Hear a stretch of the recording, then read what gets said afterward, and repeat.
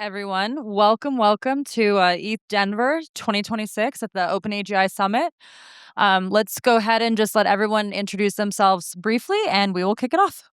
GM, beautiful people. My name is Evin McMullen. I am here representing Billions Network. We are on a mission to save the internet in the age of AI. We make it easy for you to prove traits and capabilities about yourself without revealing the underlying data, and now extend that ability to your agents so they can prove they are working on behalf of you, a real human over the age of 18 and more. And I am especially excited today, thank you to our hosts at Sentient, because I have known Bridget since I was 19 years old, and so it's pretty awesome to be here together. Hello, everyone. I'm Francesco. I'm leading developer relation at Consensys, and I'm excited about everything at Agent. I just finished up my main talk in Denver, speaking about some of the MetaMask CLI. We submitted different skills, so literally, if everyone is running some OpenClaw instance, can actually do quite cool stuff with wallets those days. Hello, everyone. My name is Raut. I am the head of strategy and business development at PySquared. At PySquared, we're currently building out the fastest agentic payment network in the world and really want to superpower all the different OpenClaw instances and all the different agentic economy primitives that will be popping up in the next year or so. So really excited to be here. Thank you, everyone.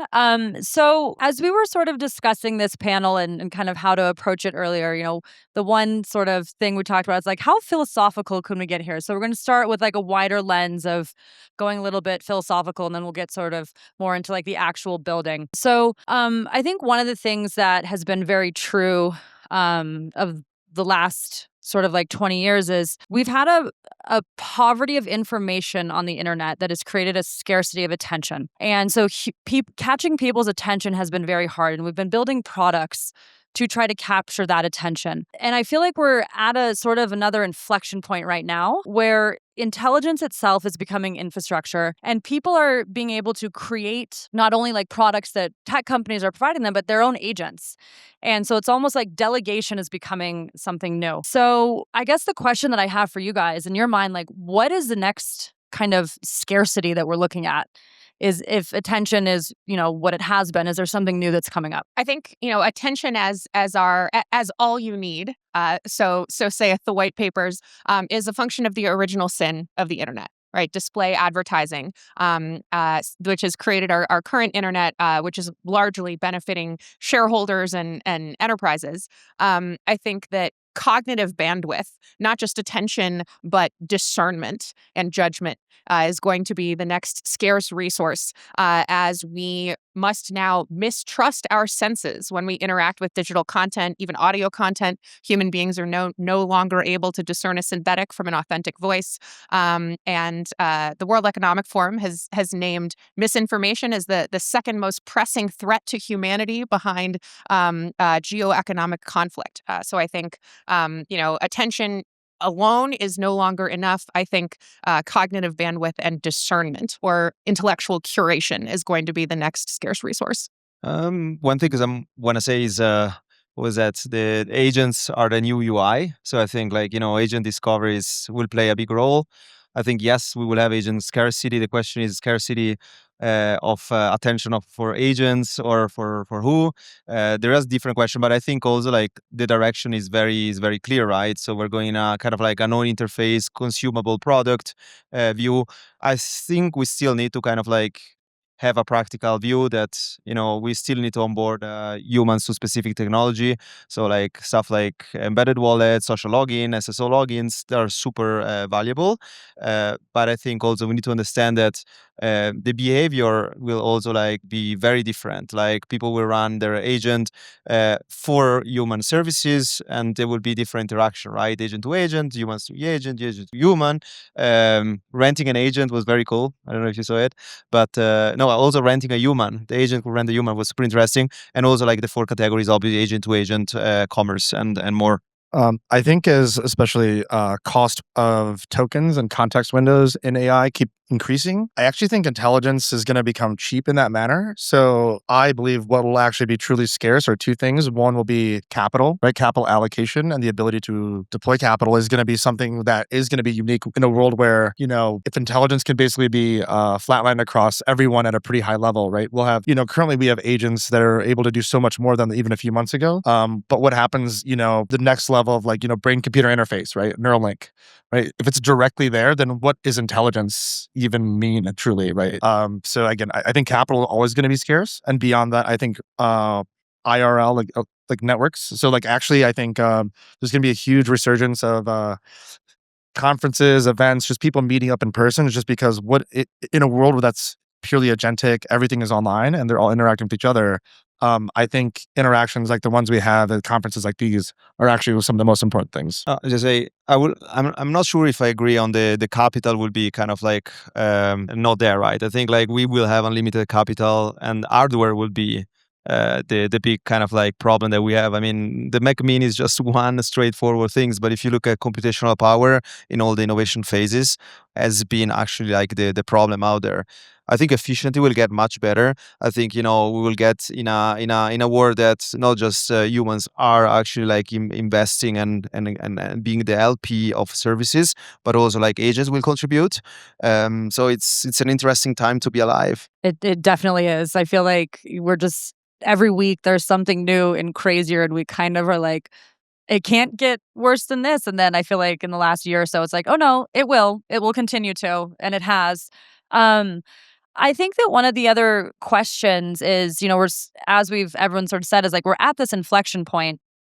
Who is the internet actually for right now today? We know that we're building for agents in the future, but today, is it the user? Is it advertisers? Is it algorithms? What happens and how does that switch when agents become the primary actors online? Then who is it for, and where do humans fit into that? I think today the internet as we know it is built for advertisers and shareholders, where we as users are largely the product, the infinite source of data, so that we have business models like Instagram that messes with how close you think you are to your friends to get you to buy more stuff. But now, as you noted, things are changing very rapidly, and we as humans are the minority population in this digital space that we call the internet of online and on-chain experiences. And exactly as Francesco so correctly observed, as with agents as the new interface, the new interlocutor between us and this internet, we are not only challenging the original sin of display advertising, but we are also creating a net new set of requirements for these non-human actors. So we also are at a crossroads as builders. Do we reshape the environment in which we live to accommodate its most abundant population of non-human parties? Do we optimize for human flourishing and make design choices accordingly? Or do we prop up the existing system of, advertisement and institutional corporate interest? And I think we're going to see all of those things occur in kind of a mess at once. But I'm curious what you guys think. How many of you guys run a bet on Polymarket? I know you're American citizens, so none of you have ever done this. But true. hypothetically, if you were to explore, that's a good point. Yeah. I never respond. But, basically in the past week, 10% of bets are run by agents. I don't know if you saw the volume. It's actually quite impressive. And we are like 2 weeks in on sub-agents swarm by OpenClaw. So this is not really an hot take. What I'm saying is that in 6 months, like 50% of our consumer will be agents, or at least like acting in behalf of the consumers, right? The end consumer, right? It's an interesting time to be alive, right? I think right now, obviously, we're shifting, but this shift is happening so fast. Has been always being around. For example, our MetaMask Snaps infrastructure has been always interacting with like API level wallet infrastructure, right? Meaning you could treat Snaps as kind of like agents somehow, right? But I think right now it's very clear that even like the third party / grandma will start using like ChatGPT, and he's expecting an agent underneath, or he's expecting a service to be delivered. And we see it already, right? Like when you start to chat with your OpenClaw, is growing with you, you're basically starting to say, hey, transact and do this, right? So there are all services that are happening underneath.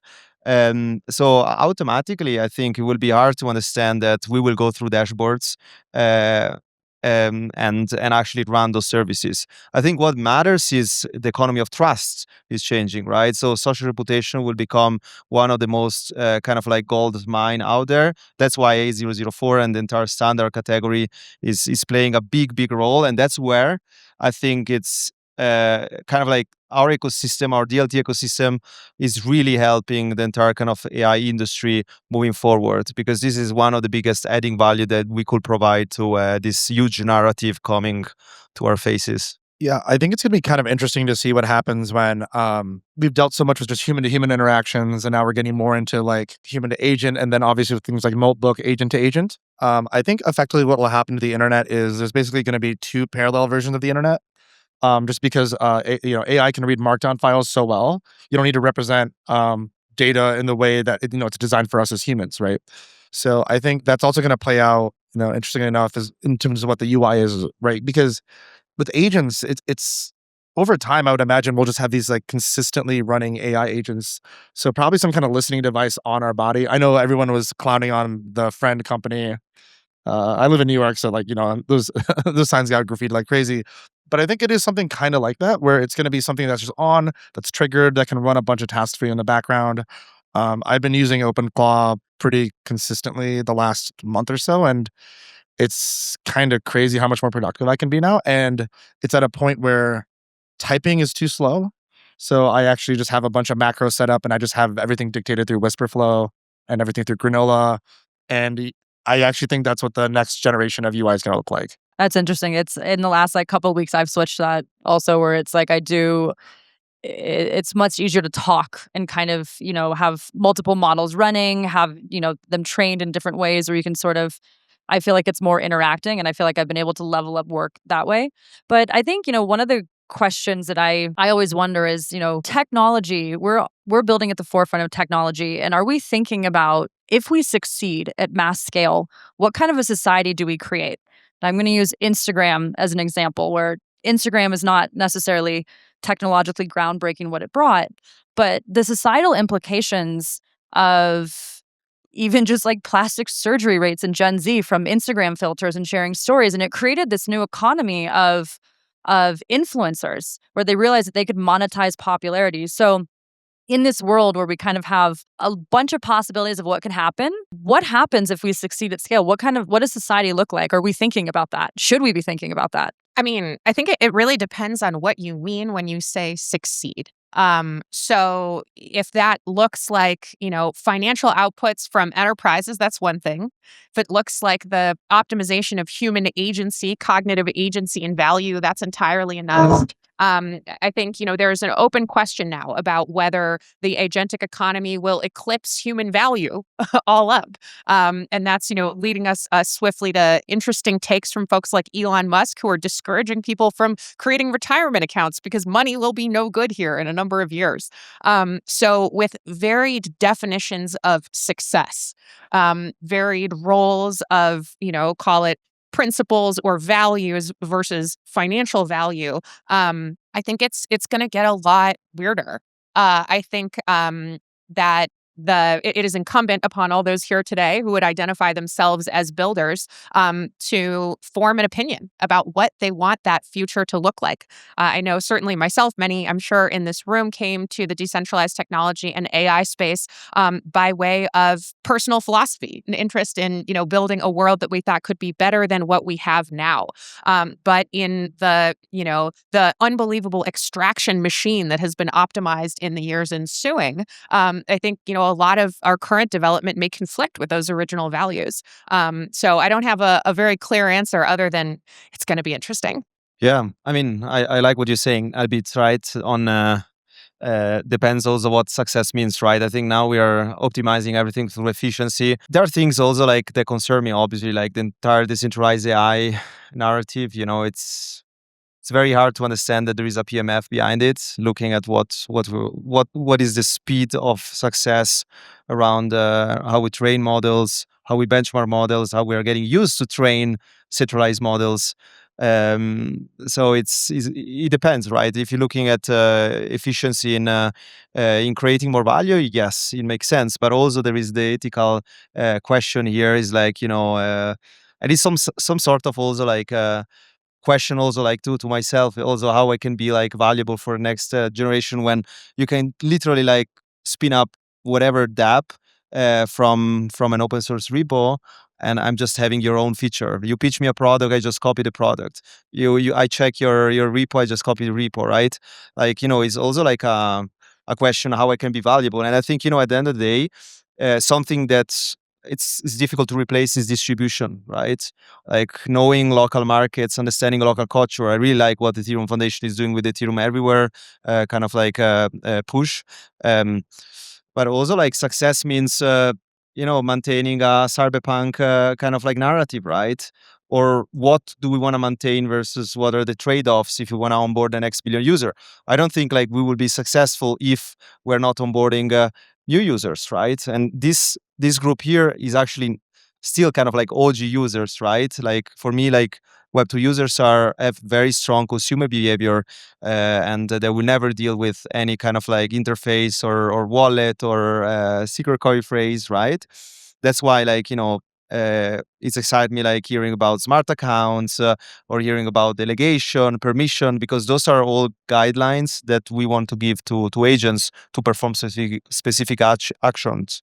So I think, so for a little bit of context, I was an AI founder back in 2015. I created one of the world's first cancer diagnostics AI systems. That's how I learned about regulation from a product background. It was very painful. So what I'll say is that, and I've been doing like chatbot research since like 2008 in undergrad, where I kind of view it as probably a lot more dystopian than most. To your question of like, where does society go from here? I think, there's a lot of mentions of the K-shaped curve, right? I think there will be effectively, I know people, talking about the permanent overclass and underclass. I think that's closer to reality than not. When productivity becomes so efficient and so cheap, one of the things that's going to happen is like policy is going to have to change really quickly here, right? We've had so much difficulty as an industry with regulation. AI is one of those crazy things because traditionally with like new technologies, right? It's like, okay, 120 years ago, like half of all Americans were doing something related to farming, right? And then as we automated farming, then people moved on to new skills. What's difficult about AI though is that if you think about a lot of like white collar office work, it's automating what you're currently doing, but it's also going to automate what you can do also in the future. So I actually think that like one of the biggest things that people should be focused on right now is that like obviously a lot of people work to work, right? They have to feed their families, take care of themselves. I think figuring out what people are passionate about, because I think the force multiplier of productivity with AI is going to be incredibly important. So figuring out what you're incredibly passionate about and being able to multiply the productivity of that is going to be something that people are just going to have start doing. I was having a conversation with someone the other day that, they were trying to level up their skills in marketing using AI. And I was like, yeah, but your background is in tech. Like, why would you want to level up in marketing? What if you partnered with someone that was in marketing that could level up their skill set so it's easier, and you kind of create these groups of people that have leveled up their own productivity? And they're like, that's actually an interesting thought, because it is, what is inherently what you've been doing, it's easier to level up on, I think. And I completely agree with that. But Francesco, I want to push a little bit on something that you said where, you were talking about, Web3, the Web3 community adoption. So I think one of the things that I've seen is we've seen massive consumer adoption with AI products like Lovable, ChatGPT, Claude, and we have seen a lot less mass adoption with Web3 products. What do you think that as an industry we can learn from AI and how they've had consumer adoption? And is it just going to be like a agentic future where it is agents transacting using like crypto rails, or is this a learning moment for crypto as an industry as to how we can onboard more users? I mean, it's a good question, right? I think we are definitely see like wrappers of like existing solution taking like a lot of like traction. But I feel like right now, I mean, like Web3 Rails specific being built for agents are extremely efficient, right? So think about like specific like swaps, specific like on ramps, like literally like every action you can do like on a dashboard is been able to do it like on API wise. where actually we are going, I think like first we will see like a strong like adoption of agents on that, but we also like need to build an infrastructure that is allow track record, social score reputation for those agents, because not a kind of like every agent, even doing the same use case, will perform the same, right? I don't know if anyone else had anything they wanted to add. I think, you noted earlier the level of comfort that you have with interacting, with different LLM interfaces, even through voice chat. And so that, sounds like that pattern of behavior is working really well for you to deliver your stream of consciousness in a way that has very low friction and, feels good to you in that interaction. Just by a show of hands, curious, have any of you ever hit send from your wallet and felt stress? Right? Yeah, I imagine psychological safety is not something that we experience a lot as managers of our own keys in a self-sovereign world. And I think the terror that the experts and OGs in this space still experience every day in their on-chain interactions is very telling about what we are asking the folks, out here in Denver and around the world to do when we say the word onboard. And so, Question: yes. how many of you guys will feel more stress if the agents will run the transaction for you? So we got some yes, we got some no, but I think that stress is abstracted, as are all of the the clicks that you were describing earlier, things that can be executed via API. And so if we think about the friction and mental labor of interacting on chain right now, and of course made much better with things like account abstraction and improvements in UX, but I think that is a fundamental disconnect. The steps to hello world and enjoying value for many sort of narrowly defined consumer products in the AI space, that chasm is basically non-existent. Whereas the amount of intellectual labor required to onboard and understand the curve front end is a very different task. One of the things I think about a lot. So, for example, the average X402 payment today, the amount is 6 cents, and there isn't a lot on the market that could actually service that. Because, like for example, if you're using a credit card, right, you're not going to pay less than effectively like 40 cents for a credit card transaction. Even a lot of other crypto rail solutions are just kind of too expensive and or too slow. I think that we're going to need both faster and cheaper ways, because at some point, right, like we have bought into the philosophy of blockchain and decentralized infrastructure. Bots are a lot different, right? They don't quite have that same philosophical fervor or like allegiance to the philosophy itself. They just want the cheapest thing that can do what they want to do, right? So I think that we're going to see a lot more new types of decentralized infra pop up, a lot more efficient, a lot faster, higher throughput, lower latency. That's something that we're building right now, but we think that like we're not going to be the only ones. Like a lot of new types of products are going to pop up in the space that can actually serve the bots the way that they want to interact. I love how like anytime someone's talking, I just keep going down like a psychological like or philosophical rabbit hole in my mind where, as you're talking about that, I will promise I will move off of this subject, but I think it is very important that we are building things that are changing the world right now. And I heard someone say that like the genie is out of the bottle on AI. It is not going back. And we have to figure out how to navigate this. But as we create more rails for just, agents, programming agents transacting on our behalf, agents making decisions for us, what is the role of human consciousness? And I think one of the other things that I'm seeing a lot of is a rise in human conscious AI tech where people are trying to build things that are built for humans and consciousness. And I just always, I think, how does that relate to how we're building? Because humans are obviously, again, the panel is like human-centric experiences, the human interface. What is the role of human consciousness when something can just take over very quickly and doesn't need us anymore? Well, in addition to Francesco's note earlier of rent a human, the ability for agents to rent physical bodies, which serves a specific purpose, I think intent here is the sort of infinite driver of this technology, sourced from human consciousness that without which we don't really have an infinite genie in production machine. I will note, though, also that you're describing this very near future of agents transacting on our behalf. I was thinking about what X402 payments mean at scale, but we are still so early that the threat to human consciousness, I think, is much less than the threat to our existing systems of security and risk management. So, like, for example, with agent payments, very cool. Stable coins are machine money. How do you know who you're paying?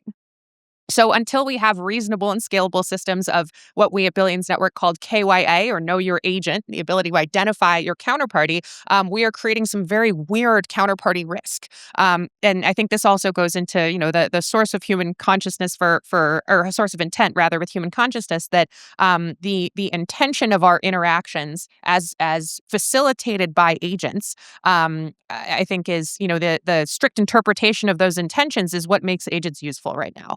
And so preserving that clarity, that transparency, so that what we think is going to happen is actually happening, I think that is also a burden for human consciousness to define. Yeah, so my take on this is a little bit different.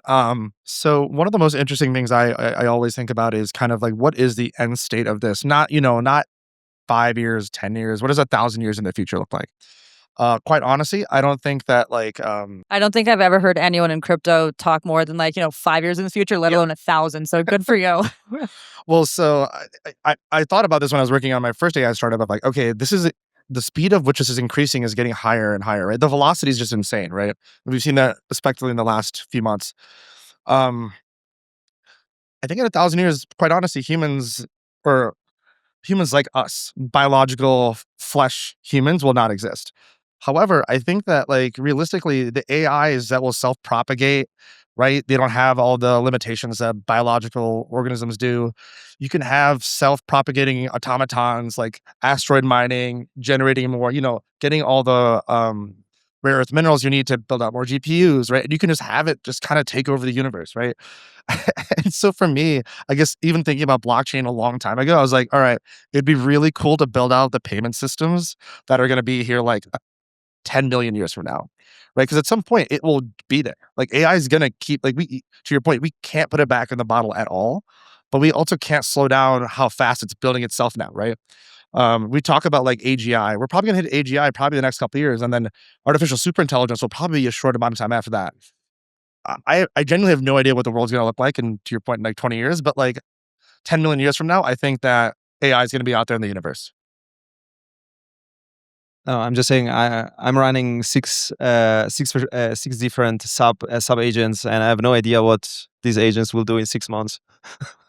Not in even 20 years.